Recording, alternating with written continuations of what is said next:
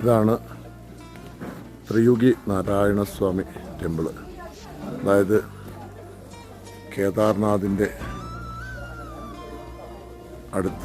കേദാർനാഥിൻ്റെ പോകുന്ന വഴിയിൽ ഉള്ളിലേക്കൊരു 15 കിലോമീറ്റർ ദൂരത്തിലാണിത്.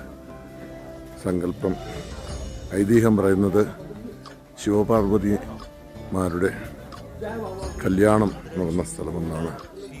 ഭഗവാൻ മഹാവിഷ്ണുവാണ് ശിവപാർവതിമാരുടെ കല്യാണം നടത്തിക്കൊടുത്തത് എന്നാണ് ഐതിഹ്യം.